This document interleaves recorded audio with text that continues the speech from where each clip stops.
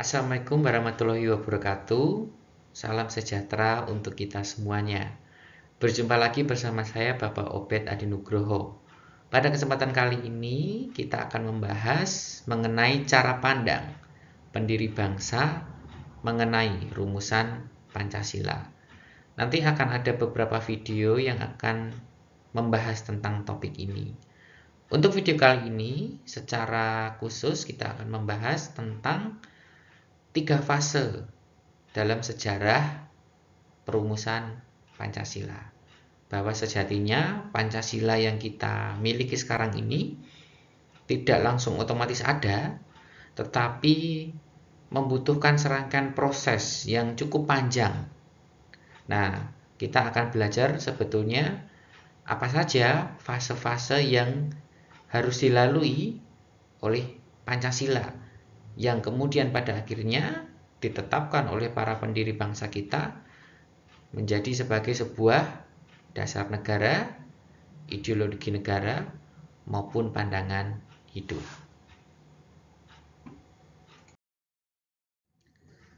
Adapun untuk tujuan pembelajaran, yang pertama diharapkan siswa mampu menjelaskan mengenai sejarah lahirnya Pancasila dimulai sejak tahun 1900-an hingga penetapannya tanggal 18 Agustus 1945. Kemudian yang kedua, siswa diharapkan juga dapat membandingkan, memilih, dan meyakinkan rumusan dan isi Pancasila mana dari para tokoh yang menyampaikan pada saat sidang BPUPK. Kemudian yang ketiga, siswa juga dapat menarik kesimpulan alasan kenapa para pendiri bangsa memilih dan menetapkan Pancasila sebagai ideologi negara. Kemudian yang keempat, siswa juga dapat merefleksikan nilai-nilai yang dapat dipelajari saat proses perumusan Pancasila sampai pada penetapannya.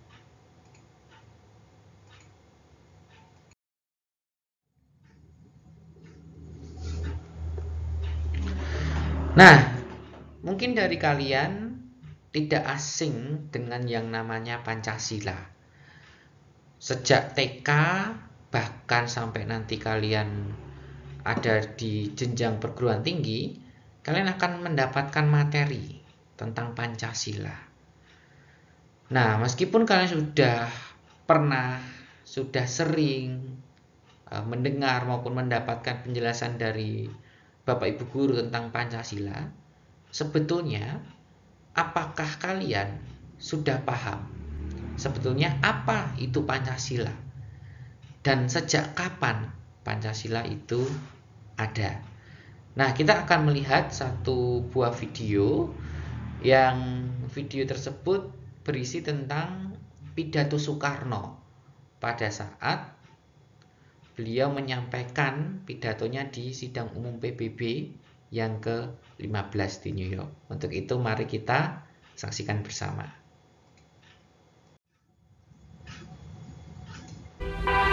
The Pancasila.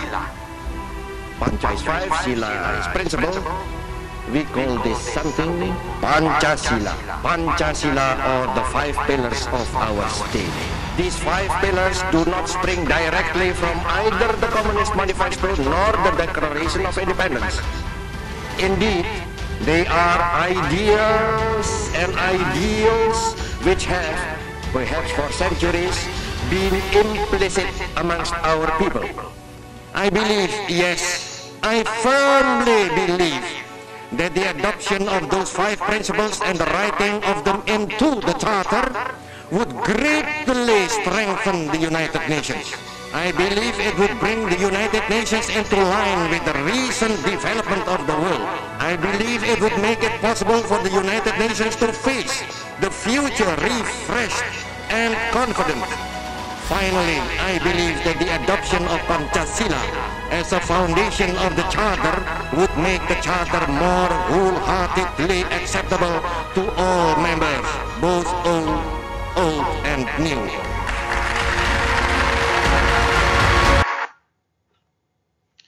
Baik, dari cuplikan video tersebut yang berisi pidato Soekarno pada saat sidang PBB ke-15 New York, kira-kira menurut kalian apa yang bisa kita simpulkan dari isi pidato beliau? Jika kalian mencermati dengan seksama, ada pesan yang ingin beliau sampaikan kepada masyarakat internasional. Yang pertama, bahwa Soekarno ingin menyampaikan kepada seluruh masyarakat di dunia bahwa kita Indonesia itu memiliki Pancasila. Pancasila yang dimiliki Indonesia adalah sebuah dasar negara, sebuah ideologi negara yang itu sudah ada sejak berabad-abad lamanya, dan itu digali dari bumi pertiwi. Dan Pancasila yang kita miliki, kelima nilainya tersebut tidak sama atau tidak merujuk kepada ideologi yang ada di dunia. Misalnya Presiden Soekarno menyebutkan bahwa Pancasila itu tidak sama seperti ideologi manifesto komunisme yang umumnya dianut oleh negara-negara di Asia maupun beberapa di Eropa yang beraliran komunis. Dan juga ideologi Pancasila tidak sama seperti ideologi dimiliki oleh Amerika Serikat, yaitu Independence of Declaration. Nah, itu poin yang pertama.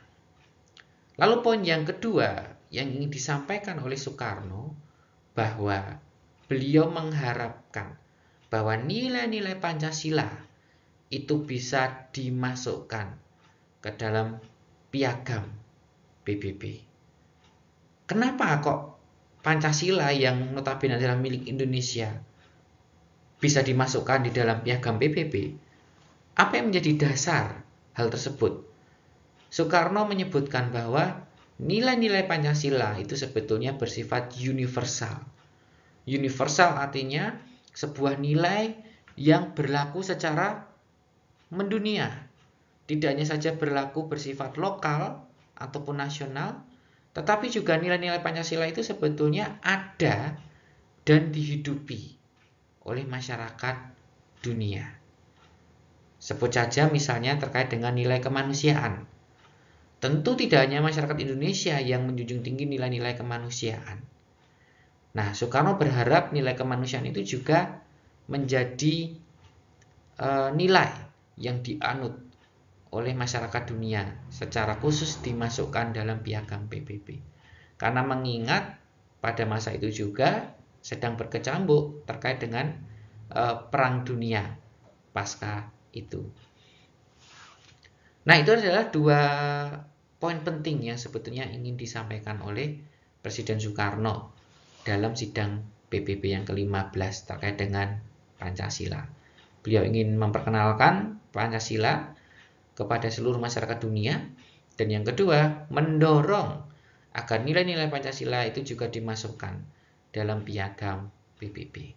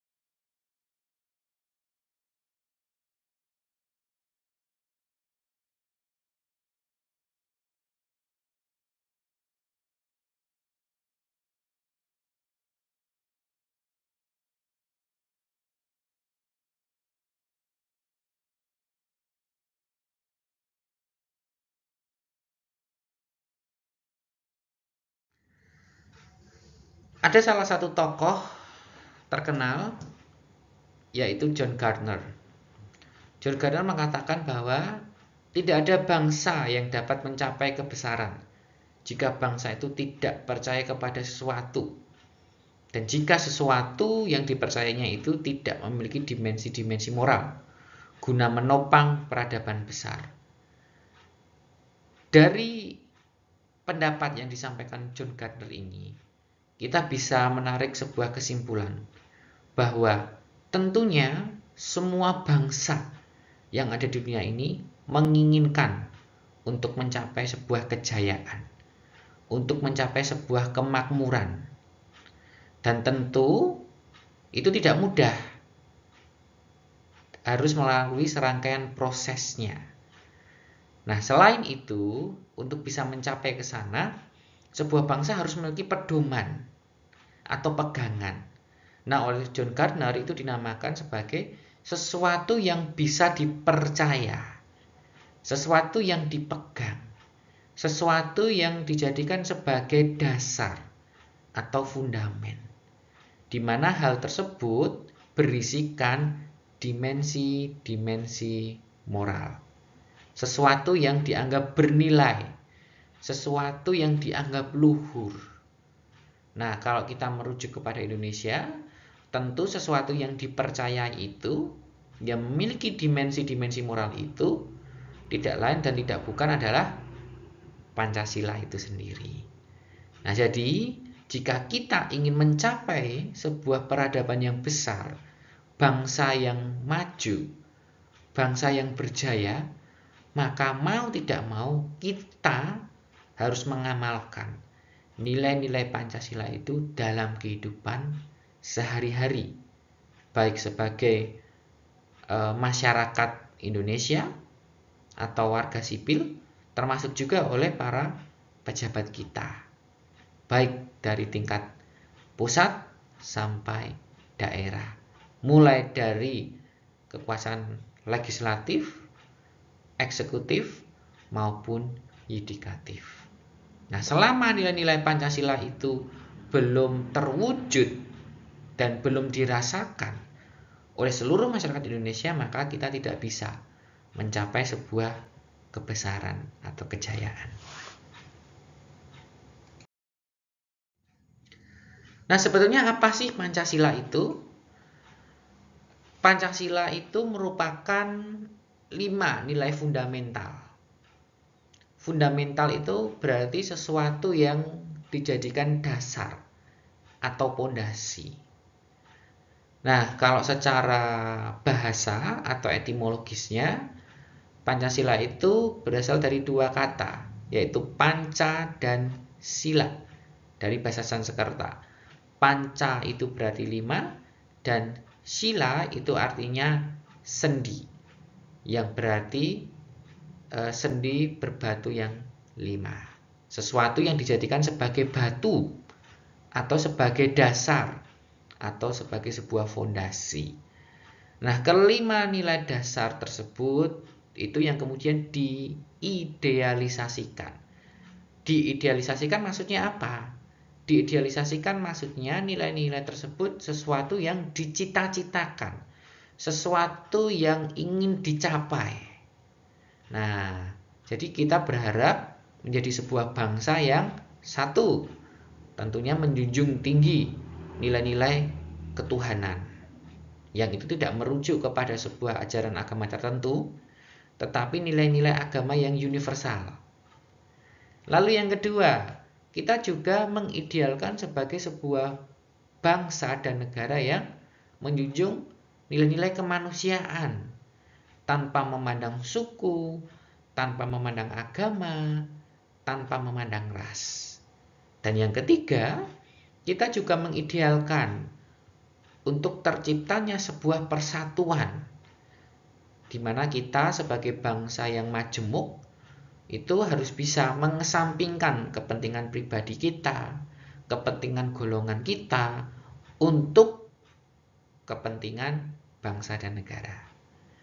Kita juga mengidealkan agar bangsa dan negara kita menjunjung nilai-nilai demokrasi, sebagaimana yang tertuang di sila ke-4, mengedepankan musyawarah untuk mufakat.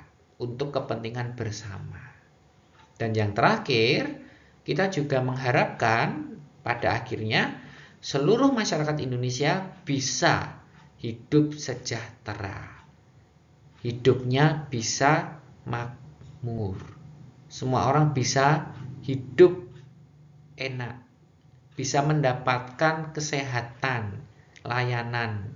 Kita bisa mendapatkan pendidikan yang layak, bisa mendapatkan pekerjaan. Nah, itu definisi dari makmur. Makmur artinya seluruh masyarakat Indonesia tanpa terkecuali hidupnya itu aman, nyaman, dan tentram. Nah, dari 5 nilai yang diidealisasikan tersebut, kemudian yang dikonsepkan menjadi sebagai sebuah dasar negara atau falsafah negara, sebagai pandangan hidup negara dan ideologi negara. Nah, apa perbedaan ketiga hal tersebut? Itu nanti yang akan kita bahas di video selanjutnya.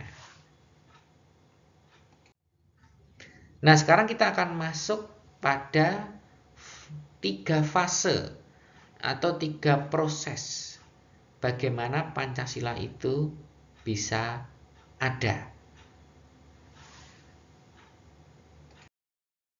Nah, menurut Yudi Latif dalam bukunya Wawasan Pancasila, bahwa Pancasila yang ada sekarang ini itu tidak otomatis ada atau muncul, tetapi membutuhkan serangkaian proses yang panjang. Dan menurut Yudi Latif terbagi ke dalam 3 fase. Yang pertama ada fase pembibitan, yang kedua ada fase perumusan, dan yang ketiga ada fase penetapan. Nah, di dalam fase pembibitan ini itu sebetulnya sudah terjadi pada awal abad ke-20. Ditandai dengan munculnya berbagai macam pergerakan nasional. Nah, organisasi-organisasi yang muncul pada masa itu, mereka sudah memikirkan tentang konstruksi kebangsaan. Mereka sudah mengidealkan negara dan bangsa seperti apa yang nantinya akan didirikan.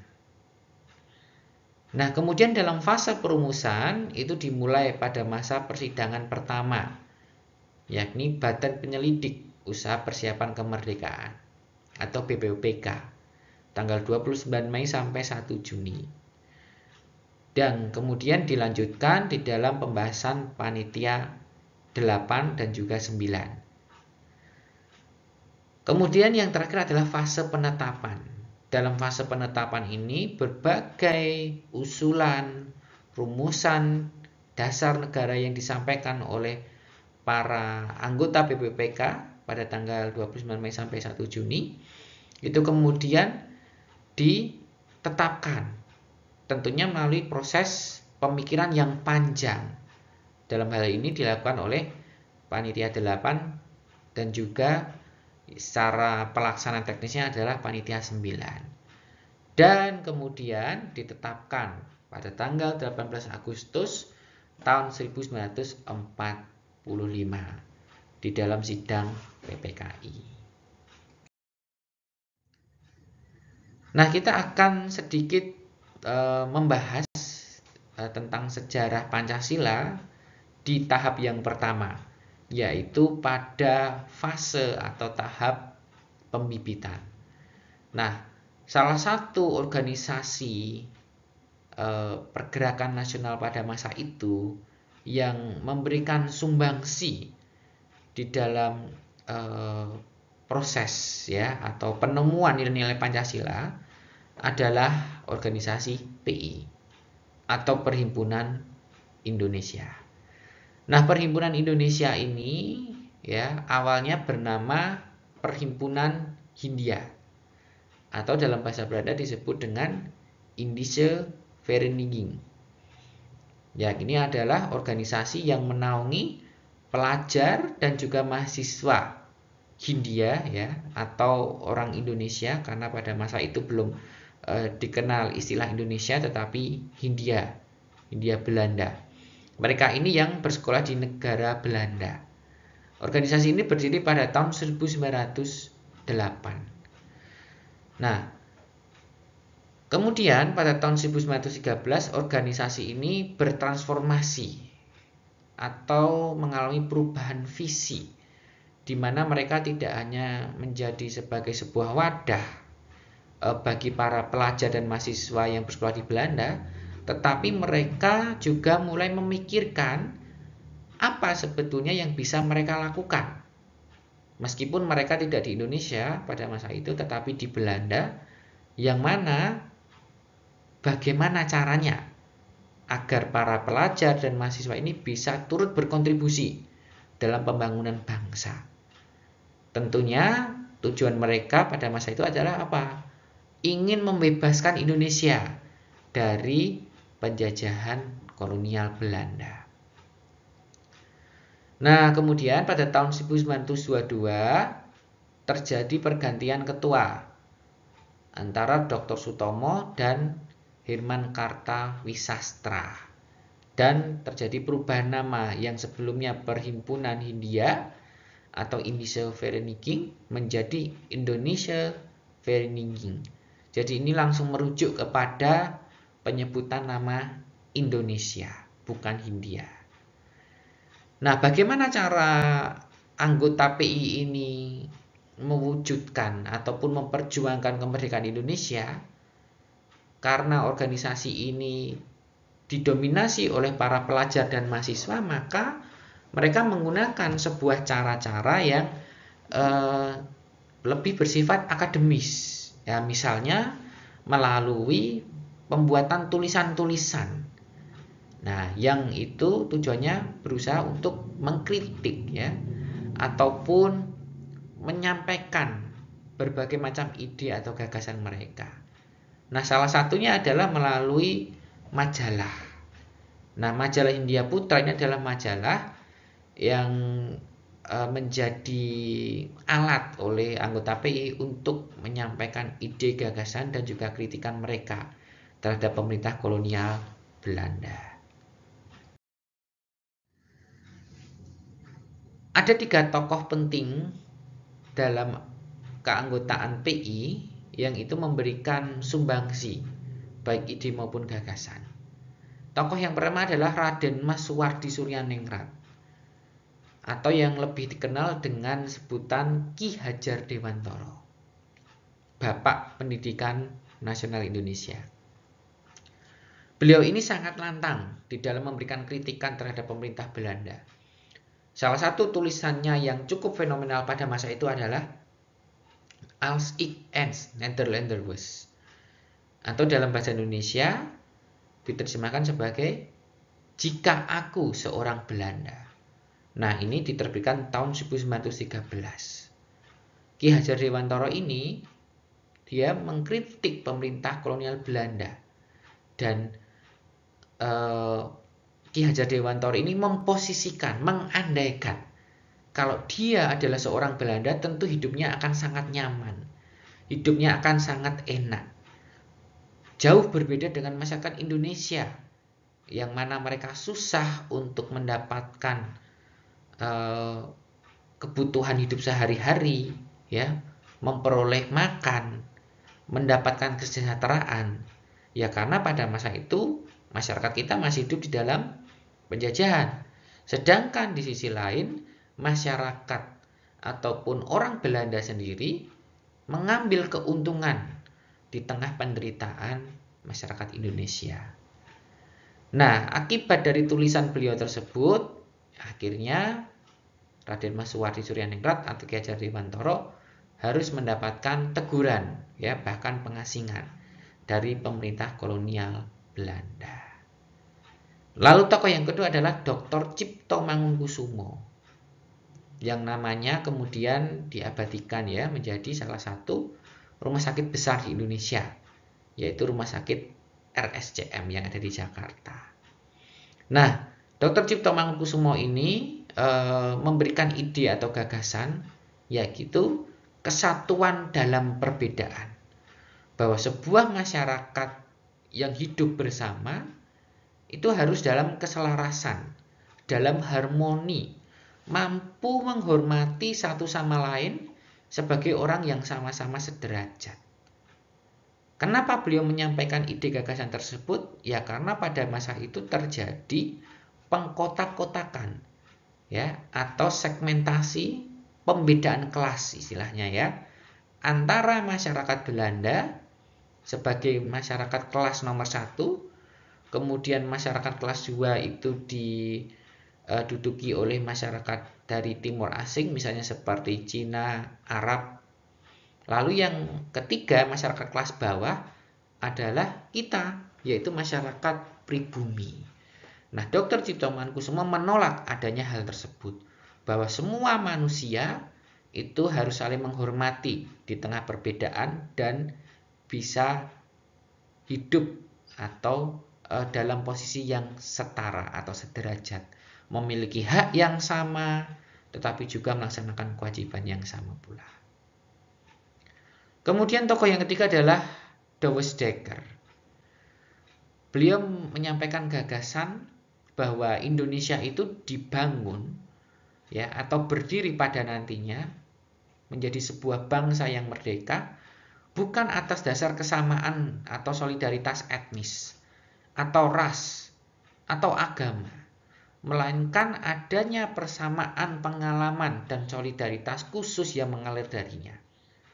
Di sini Douwe Dekker ingin menyatakan bahwa karena semua masyarakat Indonesia hidup dalam penjajahan kolonial Belanda, ya, hidup senasib sepenanggungan sebagai bangsa yang terjajah, itulah yang menjadi landasan di mana kita pada akhirnya bisa menjadi bangsa yang merdeka.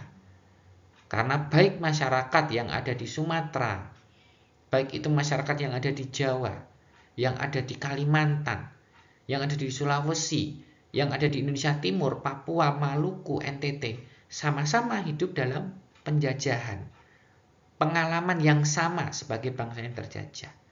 Begitu juga dengan agama, baik orang Islam, orang Kristen, orang Katolik, orang Hindu, atau orang Buddha pada masa itu juga hidup dalam penjajahan. Sehingga Douwe Dekker menyampaikan bahwa kita pada nantinya menjadi bangsa yang merdeka itu bukan didasarkan atas kesamaan etnis atau ras atau agama, tetapi karena persamaan senasib sepenanggungan sebagai bangsa yang terjajah. Nah, dari ide para tokoh PI tersebut kemudian yang menghasilkan atau melahirkan 4 prinsip konsep ideologi politik dari Perhimpunan Indonesia. Yang pertama adalah persatuan nasional. Persatuan nasional artinya mengikat segala bentuk ideologi yang beragam dan keberagaman identitas etnis, suku, agama, dan ras untuk semua bersama-sama bersatu melawan pemerintahan kolonial Belanda atau penjajah. Lalu yang kedua adalah non-kooperasi. Non-kooperasi artinya kita tidak bergantung kepada penjajah. Kita mendapatkan kemerdekaan itu bukan hasil pemberian dari pemerintah kolonial, tetapi hasil keringat, tetesan darah, dan air mata kita sebagai bangsa Indonesia. Karena jika kita mendapatkan kemerdekaan dari pemerintah kolonial, tentu pasti ada konsekuensi yang akan kita terima. Karena mereka memberikan kemerdekaan pasti tidak cuma-cuma, ada syarat yang harus kita penuhi. Lalu yang ketiga adalah kemandirian. Kemandirian ini artinya menempatkan kita sebagai bangsa Indonesia itu sederajat, posisinya sama dengan bangsa-bangsa lain. Dalam hal ini adalah bangsa Belanda. Jadi kita harus memiliki kepercayaan diri, baik di bidang politik, baik di bidang hukum, maupun di bidang ekonomi. Dan yang terakhir adalah solidaritas. Artinya kita harus mengesampingkan kepentingan pribadi, kepentingan golongan, dan menganggap konflik kepentingan dengan pemerintah Belanda itu sebagai hal yang harus kita selesaikan, yang harus kita perjuangkan kemerdekaan itu. Tidak disibukkan dengan kepentingan pribadi kita maupun kepentingan golongan. Baik, itu dia 3 fase sejarah Pancasila. Dan tadi kita sudah belajar sedikit tentang sejarah Pancasila di tahap atau fase pembibitan. Untuk fase perumusan dan juga penetapan akan kita bahas di video selanjutnya. Untuk itu jangan lupa like, share, subscribe, dan komen video dari saya, dan nantikan video pembelajaran berikutnya. Akhir kata saya ucapkan terima kasih. Wassalamualaikum warahmatullahi wabarakatuh, dan salam sejahtera untuk kita semuanya. Sampai berjumpa di kesempatan berikutnya.